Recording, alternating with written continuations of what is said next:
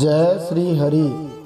नारायणं नमस्कृत्य नरं चैव नरोत्तमं देवीं सरस्वतीं व्यासं ततो जयमुदीरयेत्।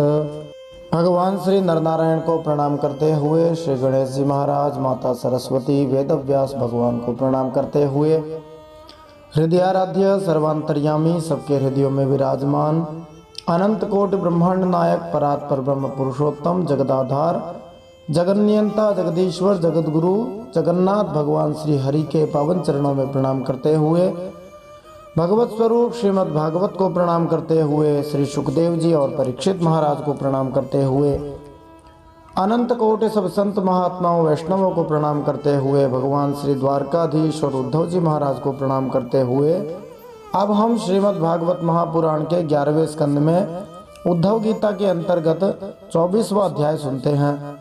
इसमें हम सांख्य योग का श्रवण करेंगे, सांख्य दर्शन के बारे में जानेंगे। श्रीमद् भागवत महापुराणम 11 स्कंधः अथ 24 है। तो जब हम श्रीमद् भागवत महापुराण के मूल संस्कृत श्लोक, उसके भावार्थ और अनेक विलक्षण टीकाओं के साथ सुनेंगे तो हम भागवत के मर्म को समझ सकते हैं, भागवत की गहराइयों को जान सकते हैं। और ज्यादा गहराइयों को जानने के लिए हमने श्रीमद् भागवत के अंदर से ही बहुत सारे प्रश्न बनाए हैं। जितने ज्यादा प्रश्न बनेंगे उतना हमारी शंकाओं का समाधान होगा। और इस 11 स्कंद के 24वें अध्याय में 24 ही प्रश्न बने हैं। श्लोक तो 29 ही हैं, परंतु गहरी बातें हैं। तो वे प्रश्न कौन से हैं? और देखिए, विशेष बात यह है कि प्रश्नों के आगे हमने स्कंद अध्याय श्लोक संख्या डाली है, जिससे कोई भी व्यक्ति प्रश्न को देख सकता है और ये पा सकता है कि प्रश्न कोई इधर उधर की गप नहीं है, प्रामाणिक प्रश्न है। तो आज के प्रश्न इस प्रकार हैं, जिनके उत्तर हम भागवत के मूल संस्कृत श्लोक भावार्थ सुनते हुए प्राप्त कर सकते हैं। श्रीमद् भागवत के 11 स्कंद के 24वें अध्याय में किस विषय का वर्णन हुआ है? सांख्य दर्शन आस्तिक या नास्तिक, ये एक महत्वपूर्ण प्रश्न है। सांख्य दर्शन के अनुसार सृष्टि कैसे हुई, ये हम जानेंगे, बड़ा ही महत्वपूर्ण प्रश्न है। ब्रह्म के 2 विभाग कौन से हैं, उनके बारे में हम जानेंगे। 3 गुण कौन से हैं, उनके बारे में हम जानेंगे। अहंकार के 3 भेद, 5 तन्मात्रा कौन से हैं, 5 भूत कौन से हैं, ये एक महत्वपूर्ण प्रश्न है। भूतों में बड़ा इंटरेस्ट है लोगों का, परंतु ये कौन से भूत है हम जानेंगे। सब कुछ होने पर भी नारायण बिना सब सुना है, ये भी एक महत्वपूर्ण प्रश्न है। गाना गाते लोग जग सुना सुना लगे। ब्रह्मा जी का आविर्भाव कैसे हुआ, अथवा कहो दूसरे शब्दों में कैसे हुआ ब्रह्मा जी का जन्म, ये हम जानेंगे। 3 लोक कौन से हैं, अथवा दूसरे शब्दों में 3 लोक क्यों बनाए गए, ये एक महत्वपूर्ण प्रश्न है। देवताओं, भूतों और मनुष्यों के लिए कौन से निवास स्थान बनाए गए, कहाँ रहते हैं भूत प्रेत पिशाच आदि, ये भी एक महत्वपूर्ण प्रश्न है। 14 लोक कौन से हैं, पृथ्वी से ऊपर के 7 लोक कौन से हैं, उनके बारे में जानेंगे। पृथ्वी से नीचे के 7 लोक कौन से हैं, अथवा कहो पाताल आदि 7 लोक कौन से हैं नीचे के, वो हम जानेंगे। पाताल आदि लोकों में कौन रहता है, ये भी एक इंटरेस्टिंग प्रश्न है। महरलोक, सत्यलोक आदि की गति किसको मिलती है। भगवान का परम धाम कैसे मिलता है, अपना कल्याण चाहने वालों के लिए महत्वपूर्ण प्रश्न है। जगत के आदि और अंत केवल परमात्मा ही हैं। परम सत्य क्या है, परमात्मा की ईक्षण शक्ति क्या है, सृष्टि प्रलय होने की प्रक्रिया के बारे में हम जानेंगे, अथवा दूसरे शब्दों में को कैसे होता है प्रलय। और इस श्रीमद् भागवत महापुराण के 11वें स्कंद के 24वें अध्याय का अंतिम 24वां प्रश्न, सांख्य और भागवत आदि में सृष्टि प्रलय का वर्णन क्यों किया गया है। आइए इन सब प्रश्नों के उत्तर जानने के लिए मूल श्रीमद् भागवत महापुराण में प्रवेश करते हैं। श्रीमद् भागवत महापुराण के संस्कृत श्लोकों का भावार्थ सहित श्रवण करते हैं। श्री भगवान उवाच अथ ते संप्रवक्ष्यामि सांख्यं पूर्वैर्विनिश्चितम् यद् विज्ञाय पुमान् सद्यो जय्याद वैकल्पिकम भ्रमम। भगवान श्री कृष्ण उद्धव जी से कहते हैं, अब मैं तुम्हें सांख्य शास्त्र का निर्णय सुनाता हूँ। प्राचीन काल के बड़े बड़े ऋषि मुनियों ने इसका निश्चय किया है। जब जीव इस सांख्य शास्त्र को ठीक प्रकार से समझ लेता है तो वह भेद बुद्धि के मूल सुख दुख आदि रूप भ्रम का तत्काल त्याग कर देता है। पिछले अध्याय में श्री भगवान बतला चुके हैं कि मनुष्य मन को वश में करके और श्री हरि भक्ति में स्थिर करके भौतिक द्वैत को छोड़ सकता है। इस अध्याय में सांख्य प्रणाली का वर्णन हुआ है, जिसमें पदार्थ तथा आत्मा के अंतर को विस्तार से बतलाया गया है। इस ज्ञान को सुनकर मनुष्य अपने मन को आसानी से भौतिक पापों से हटाकर श्री हरि भक्ति के आध्यात्मिक पद पर स्थिर कर सकता है। यहाँ पर सांख्य दर्शन की जिस प्रणाली का उल्लेख हुआ है वह श्रीमद् भागवत महापुराण के 3रे स्कंद में भगवान श्री कपिल द्वारा प्रस्तुत की गई है। बाद के भौतिकवादी और मायावादियों द्वारा प्रस्तुत किए गए नास्तिक सांख्य की बात यहाँ नहीं की गई है। श्री भगवान की शक्ति से उत्पन्न होने वाले भौतिक तत्व प्रगतिशील अनुक्रम में विकसित होते हैं। किसी को मूर्खतावश यह नहीं सोचना चाहिए कि श्री भगवान की सहायता के बिना ही आदि भौतिक तत्व से ऐसा विकास आरंभ होता है। यह कल्पना मूलक सिद्धांत बद्ध जीवन के मिथ्या अहंकार से उत्पन्न होता है और स्थूल ज्ञान को जन्म देता है, जो श्री भगवान और उनके अनुयायियों को मान्य नहीं है। फिर भगवान कहते हैं, आसीत् ज्ञानमथो अर्थ एकमेवा विकल्पितम यदा विवेक निपुणा आदौ कृतयुगे युगे। श्री भगवान कहते हैं, युगों से पहले प्रलय काल में आदि के युग मन सतयुग में, और जब सभी मनुष्य विवेक निपुण होते थे, इन सभी अवस्थाओं में यह संपूर्ण दृश्य और दृष्टा जगत और जीव विकल्प शून्य किसी प्रकार के भेदभाव से रहित केवल ब्रह्म ही होते हैं। सांख्य शास्त्र वो है जिसे जानकर मनुष्य भेद भ्रम छोड़ देता है। किसी भी वस्तु के वर्तमान स्वरूप को समझाने के लिए उसके जन्म और प्रलय स्वरूप की कल्पना की जाती है, तभी उसका वर्तमान स्वरूप समझ में आता है। इस श्लोक का तात्पर्य ये है कि कृतयुग पहला युग है और सतयुग भी कहलाता है, जिसमें ज्ञान पूर्ण होने के कारण यह अपने लक्ष्य से भिन्न नहीं होता है। आधुनिक समाज में ज्ञान नितांत काल्पनिक तथा निरंतर परिवर्तनशील है। प्रायः लोगों के सैद्धांतिक विचारों तथा वास्तविक हकीकत में काफी अंतर रहता है, किंतु सतयुग में लोग विवेक निपुणः अर्थात बुद्धिपूर्वक विवेक करने में कुशल होते हैं। फलतः उनकी दृष्टि तथा वास्तविकता में कोई अंतर नहीं होता। सत्य युग में आम जनता स्वरूप सिद्ध होती है। हर वस्तु को श्री भगवान की शक्ति के रूप में देखने के कारण वे अपने तथा अन्य जीवों के बीच कृत्रिम रूप से द्वैत उत्पन्न नहीं करते। सत्य युग की एक रूपता का एक यह अन्य पक्ष है। संहार के समय हर वस्तु श्री भगवान में लीन होकर शांत हो जाती है और उस समय भी एकमात्र दृष्टा श्री भगवान तथा श्री भगवान के भीतर स्थित ज्ञान की वस्तुओं में कोई अंतर नहीं रहता। सनातन आध्यात्मिक जगत में मुक्त हुए जीव कभी भी इस तरह लीन नहीं होते, अपितु अपने अपने आध्यात्मिक स्वरूपों में सदा बने रहते हैं। चूंकि वे स्वेच्छा से प्रेम बस श्री भगवान से एक हैं, अतः उनका धाम कभी भी विनष्ट नहीं होता। फिर भगवान श्री कृष्ण कहते हैं, तन्माया फल रूपेण केवलम निर्विकल्पितम वाङ्मनो गोचरम सत्यम द्विधा समभवद बृहत्। भगवान कहते हैं, इसमें कोई संदेह नहीं है कि ब्रह्म में किसी प्रकार का कोई विकल्प नहीं है। वह ब्रह्म केवल अद्वितीय सत्य है, परम सत्य है और मन वाणी की उसमें गति नहीं है। वह ब्रह्म परम सत्य ही माया और उसमें प्रतिबिंबित जीव के रूप में दृश्य और दृष्टा के रूप में दो भागों में विभक्त सा हो गया। अब भगवान कहते हैं, सृष्टि कैसे उत्पन्न हुई? तो कहते हैं, तयोरेकतरो ह्यर्थः प्रकृति शोभयात्मिका ज्ञानम त्वन्यतमो भावः पुरुषः शोभिधीयते। जो दो भाग बताए हैं उनमें से एक वस्तु को प्रकृति कहा जाता है। उसी प्रकृति ने जगत में कार्य कारण का रूप धारण किया। दूसरी वस्तु जो ज्ञान स्वरूप है उसे पुरुष कहते हैं, परमात्मा कहते हैं। तमो रजः सत्वमिति प्रकृतेरभवन् गुणाः मया वृक्षोभ्यमाणायाः पुरुषानुमतेन च। हे उद्धव जी, मैंने ही जीवों के शुभ अशुभ कर्मों के अनुसार प्रकृति को क्षुब्ध किया, तब उससे सत्व रज और तम ये तीन गुण प्रकट हुए। इसके तात्पर्य में हम समझ सकते हैं कि श्री भगवान द्वारा दृष्टिपात करने के बाद प्रकृति के गुणों का उदय होता है और ये गुण एक दूसरे पर विजय पाने की होड़ में शत्रुवत बन जाते हैं। जन्म पालन संहार के बीच निरंतर होड़ लगी रहती है। यद्यपि शिशु जन्म लेना चाहता है, किंतु क्रूर माता गर्भपात द्वारा उसका वध कर देना चाह सकती है। यद्यपि हम खेतों के खरपतवार को नष्ट कर देना चाहें, किंतु वे अड़ियल की तरह बारंबार जन्म लेते रहते हैं। बार बार घास अपने आप ऊपर आ जाती है जिसकी आवश्यकता नहीं होती है। इसी तरह हम अपनी शारीरिक स्थिति यथावत बनाए रखना चाहते हैं, माने सदा के लिए जीवित रहना चाहते हैं, हृष्ट पुष्ट रहना चाहते हैं, फिर भी ह्रास होने लगता है।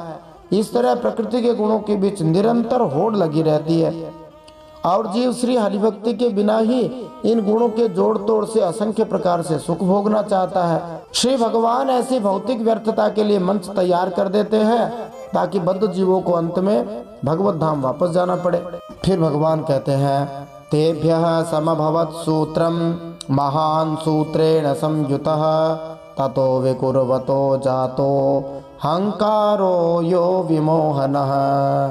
उन तीन गुणों से क्रिया शक्ति प्रधान सूत्र और ज्ञान शक्ति प्रधान महतत्व प्रकट हुए।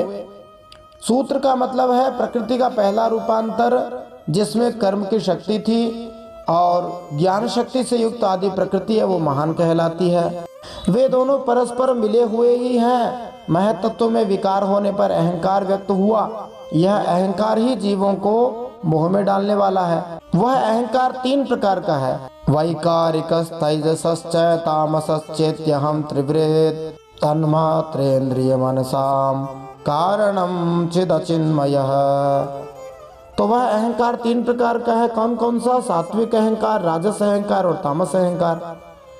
अहंकार पंच तन्मात्रा, इंद्रिय और मन का कारण है, इसलिए वह जड़ चेतन उभयात्मक है, दोनों ही स्वरूप में है। अर्थस्तन्मात्रिका यज्ञे तामसादिन्द्रियाणि च तैजसा देवता आसन नेकादश च वैकृतात्। भगवान कहते हैं तमोगुणी तामस अहंकार से पंच तन्मात्राएं मानी पांच जो है सूक्ष्म शारीरिक अनुभूतियां उत्पन्न हुई। जो इंद्रियों के विषय है वे तन्मात्रा कहलाते हैं, और उन तन्मात्राओं से पांच भूतों की उत्पत्ति हुई। भूत का मतलब जो पांच भौतिक तत्व हैं, पृथ्वी जल तेज वायु आकाश, ये उत्पन्न हुए। फिर राजस अहंकार से इंद्रियां उत्पन्न हुई, और सात्विक अहंकार से इंद्रियों की अधिष्ठाता 11 देवता प्रकट हुए, जिनके नाम है दिशाओं के देवता वायु, सूर्य, वरुण, अश्विनी कुमार, अग्नि, इंद्र, उपेंद्र, मित्र, ब्रह्मा तथा चंद्र। ये सभी क्रमशः 5 ज्ञानेन्द्रिय, 5 कर्मेंद्रिय और 1 मन, इन सब में अधिष्ठित रहते हैं। मया संचोदिता भावाः सर्वे संहत्यकारिणः अंडमुत्पादयामासुर ममायतनमुत्तमम्। भगवान कहते हैं ये सभी पदार्थ मेरे प्रेरणा से एकत्र होकर परस्पर मिल गए और इन्होंने यह ब्रह्मांड रूप अंड उत्पन्न किया। यह अंड मेरा उत्तम निवास स्थान है, मानी सृष्टि। तस्मिन्नहं समभव मंडे सलिल संस्थितौ मम नाभ्याम अभूत पद्मं विश्वाख्यम तत्र चात्मभूः। भगवान श्री कृष्ण कहते हैं जब वह अंड जल में स्थित हो गया तब मैं नारायण रूप से इसमें विराजमान हो गया। मेरी नाभि से विश्व कमल की उत्पत्ति हुई और उसी कमल पर श्री ब्रह्मा जी का प्राकट्य हुआ। सोसृजत तपसा युक्तो रजसा मदनुग्रहात् लोकान् सपालान् विश्वात्मा भूर्भुवः स्वरिति त्रिधा। विश्व समष्टि के अंतःकरण ब्रह्मा जी ने पहले बहुत बड़ी तपस्या की, फिर मेरा कृपा प्रसाद प्राप्त करके रजोगुण के द्वारा भूहु, भुवः, स्वः अर्थात पृथ्वी, अंतरिक्ष और स्वर्ग, इन 3 लोकों की और उनके लोकपालों की रचना करी। देवानामोकयासीत् स्वर भूतानां च भुवः पदं मर्त्यादीनां च भूर्लोकः सिद्धानां त्रितयात् परम। देवताओं के निवास के लिए स्वर्गलोक बनाया गया, भूत प्रेत आदि के लिए भूवरलोक माने अंतरिक्ष और मनुष्य आदि के लिए भूर्लोक माने पृथ्वी लोक का निश्चय किया गया। इन तीनों लोकों से ऊपर महरलोक, तपलोक आदि सिद्धों के निवास स्थान हुए। इंद्रलोक तथा चंद्रलोक जैसे लोक अत्यंत पवित्र सकाम कर्मियों के स्वर्गिक भोग के लिए हैं, किंतु सत्यलोक, महरलोक, जनलोक तथा तपोलोक उन लोगों के लिए है जो मोक्ष के लिए पूर्णतया उद्यमशील रहते हैं। अधो सुराणाम नागानाम भूमेरोको सृजत प्रभुः त्रिलोक्याम गतयः सर्वाः कर्मणाम त्रिगुणात्मनाम। भगवान कहते हैं, सृष्टि कार्य में समर्थ श्री ब्रह्मा जी ने असुर और नागों के लिए पृथ्वी के नीचे अतल, वितल, सुतल आदि 7 पाताल बनाए। इन्हीं तीनों लोकों में त्रिगुणात्मक कर्मों के अनुसार विविध गतियां प्राप्त होती हैं। योगस्य तपसश्चैव न्यासस्य गतयो मलाः महर्जनस्तपः सत्यम भक्ति योगस्य मद्गतिः।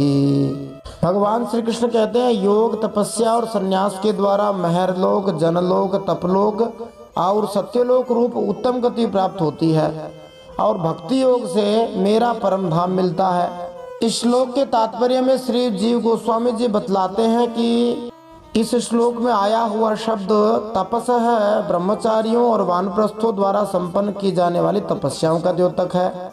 वह ब्रह्मचारी जो अपने जीवन की किसी विशेष अवस्था में ब्रह्मचर्य का अभ्यास करता है, महरलोक को प्राप्त करता है, और जो व्यक्ति आजीवन ब्रह्मचर्य का पालन करता है वह जनलोक प्राप्त करता है।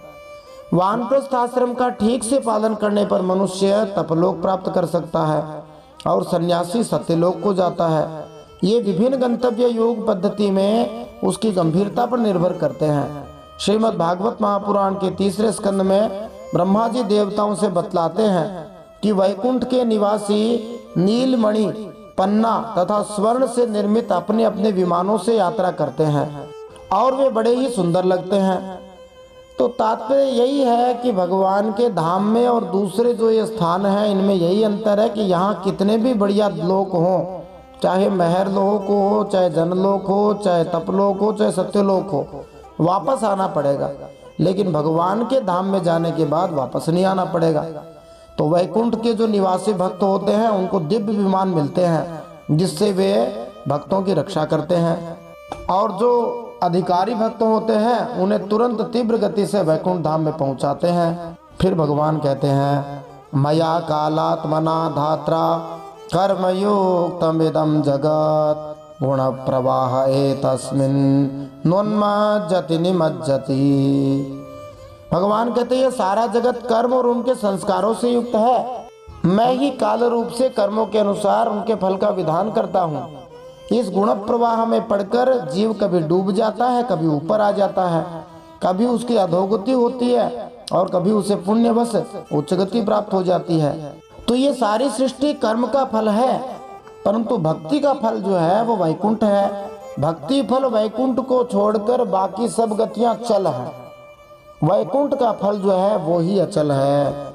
इसीलिए गोस्वामी जी ने कहा, ध्रुव सगला निज पेहूं हरि नाऊं पायऊं अचल अनुपम ठाऊं। ध्रुव जी ने नाम जप किया और अचल और अनुपम ठाऊं मन स्थान प्राप्त किया। तो भगवान श्री विष्णु का जो धाम वैकुंठ है वही अचल है। अणुर्बृहत् कृशः स्थूलो यो यो भावः प्रसिद्ध्यति सर्वोऽप्युभय संयुक्तः प्रकृत्या पुरुषेण च। संसार में छोटे बड़े मोटे पतले जितने भी पदार्थ बनते हैं सब प्रकृति और पुरुष दोनों के संयोग से ही सिद्ध होते हैं। अब भगवान कहते हैं कि देखो, जितनी भी वस्तुएं हैं उन सब का आदि और अंत परमात्मा ही अर्थात मैं ही हूँ। परमात्मा के अलावा, मेरे अलावा कुछ भी नहीं है।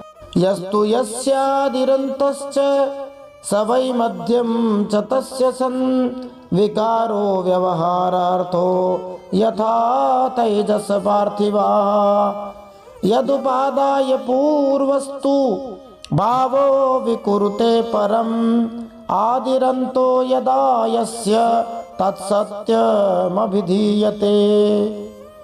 जिसके आदि और अंत में जो है वही बीच में भी है और वही सत्य है। विकार तो केवल व्यवहार के लिए की गई कल्पना मात्र है।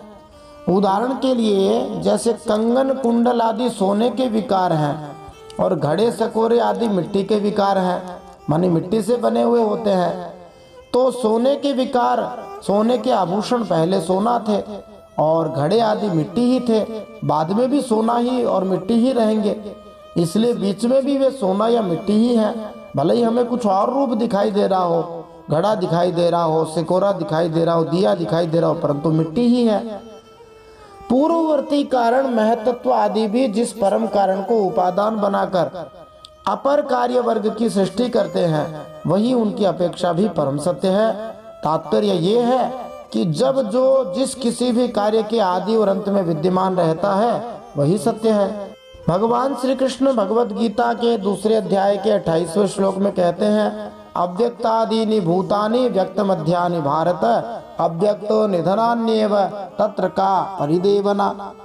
सारे जीव प्रारंभ में अव्यक्त रहते हैं, दिखाई नहीं देते। जैसे हम जन्म से पहले नहीं दिखते थे और नष्ट होने पर फिर अव्यक्त हो जाते हैं। जो मर जाता है वो नहीं दिखाई देता, हम मर जाएंगे, हम नहीं दिखाई देंगे।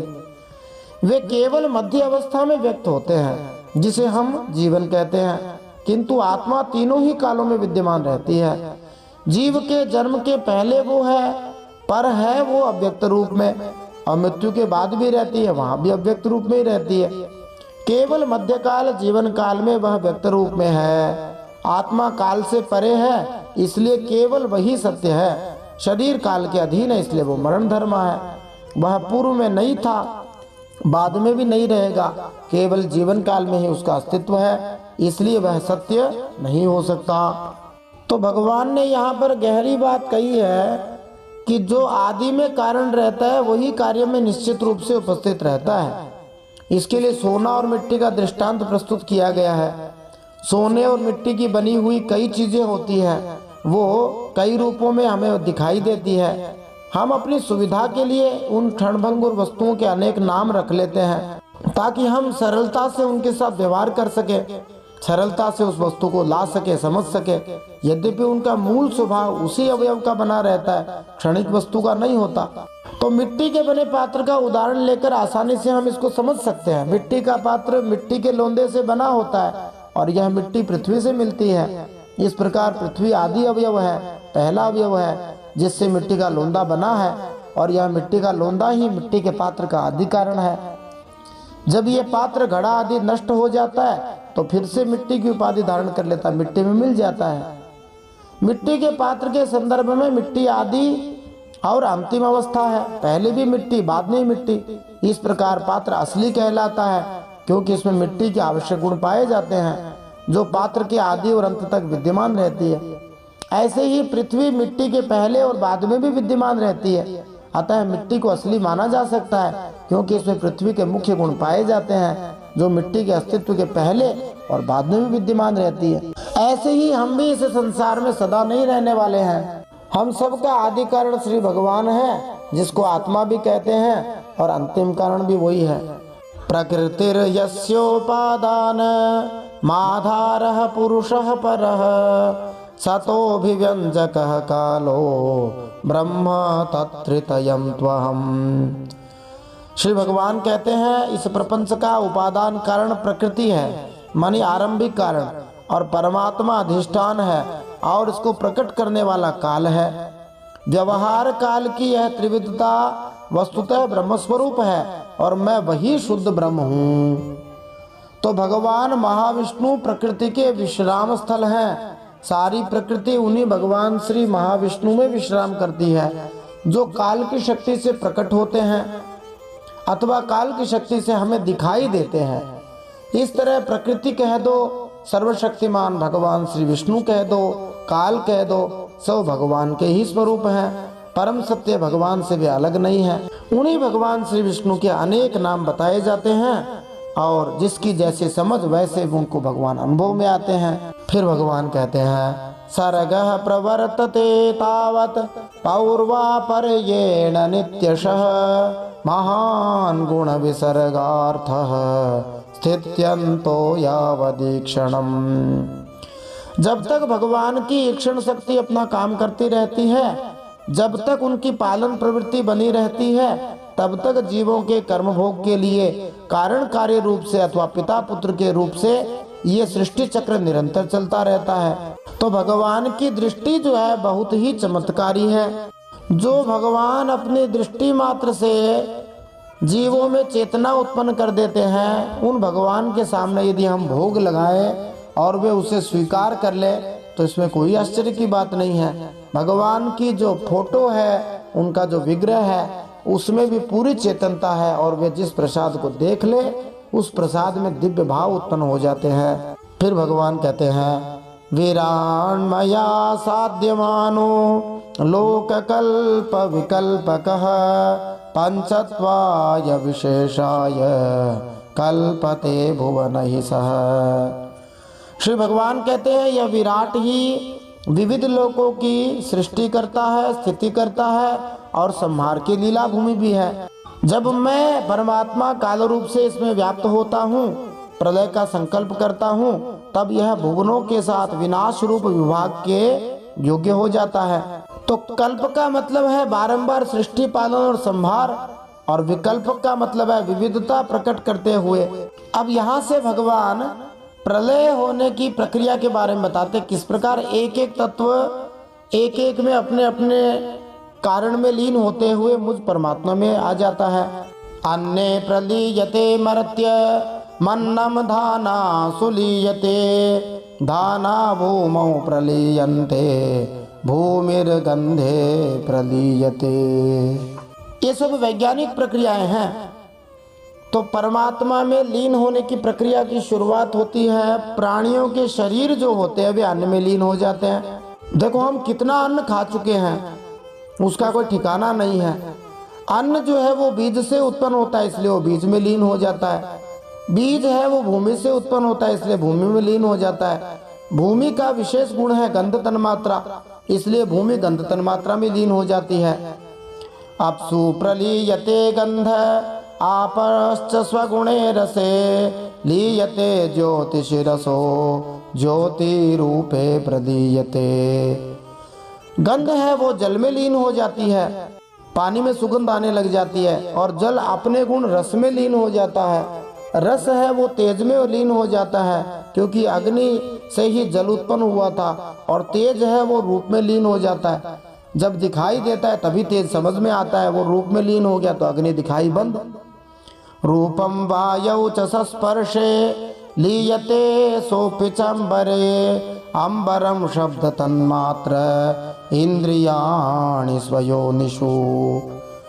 रूप है वो वायु में लीन हो जाता है, क्योंकि वायु से अग्नि उत्पन्न हुई। वायु स्पर्श में, और क्योंकि वायु के कारण स्पर्श की अनुभूति होती है, और स्पर्श है वो आकाश में लीन हो जाता है, क्योंकि आकाश से वायु की उत्पत्ति होती है, और आकाश है वो शब्द तन्मात्रा में लीन हो जाता है। इंद्रियां अपने कारण देवताओं में लीन हो जाती हैं, और अंततः राजस अहंकार में इंद्रियां समा जाती हैं।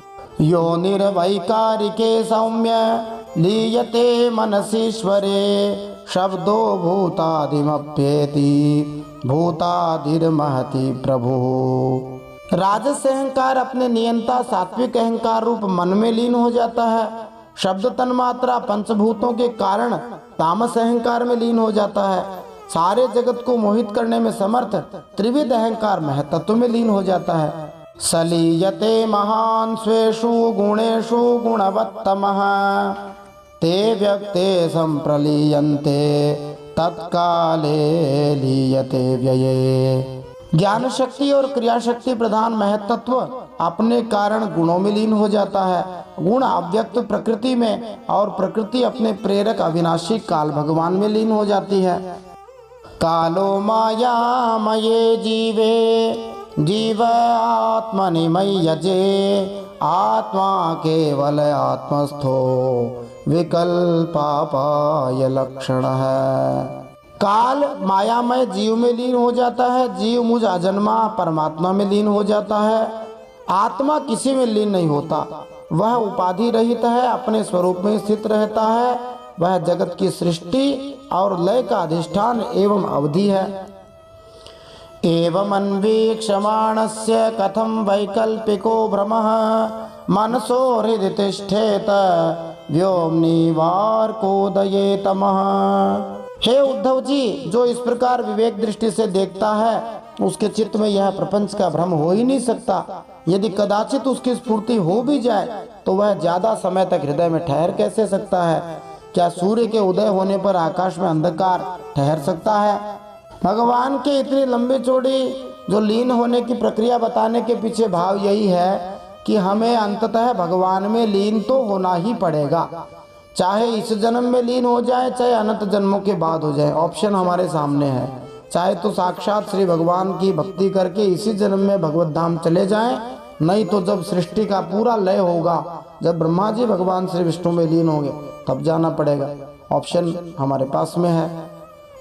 अंतिम श्लोक भगवान कहते हैं, एष सांख्य विधि प्रोक्त संशय ग्रंथि भेदन प्रतिलोमानुलोमाभ्याम परावरदृशा मया। भगवान कहते हैं, मैं कार्य और कारण दोनों का ही साक्षी हूँ। मैंने तुम्हें सृष्टि से प्रलय और प्रलय से सृष्टि तक की सांख्य विधि बतला दी है। इससे संदेह की गांठ कट जाती है और मनुष्य अपने स्वरूप में स्थित हो जाता है। बोलिए भक्तवत्सल भगवान की जय, श्रीमद् भागवत महापुराण की जय, परम सत्य श्री हरि की जय। इति श्रीमद् भागवते महापुराणे पारमहंस्यां संहितायाम् एकादश स्कन्धे चतुर्विंशोऽध्यायः श्रीमन्नारायणार्पणमस्तु। इस प्रकार श्रीमद् भागवत महापुराण परमहंसों की संहिता एकादश 11वें स्कंद में सांख्य दर्शन सांख्य योग नामक 24वां अध्याय भगवान श्री नारायण के चरणों में समर्पित हो। अगले अध्याय में 3 गुण है, सत्व रज और तम। इन तीनों गुणों की वृत्तियों का निरूपण अथवा प्रकृति के जो 3 गुण हैं और उनसे परे जो चौथा तत्व है, चौथा गुण है, वो क्या है, उनके कैसे कैसे लक्षण प्रभाव है, वो सब जानेंगे। यदि आपको यह कथा अच्छी लग रही है तो इसे ज्यादा से ज्यादा हरि भक्तों में आपको शेयर करना चाहिए। हरि भक्ति प्रचार में हमारा सहयोग करना चाहिए। भगवत पथ के अनुरागी लोग बन जाएं, ऐसा कार्य हमें करना चाहिए। आपका एक धेला भी नहीं लगेगा, आपके शेयर करने से कदाचित किसी का कल्याण हो जाए। जय श्री हरि, श्रीमन नारायणार्पणमस्तु।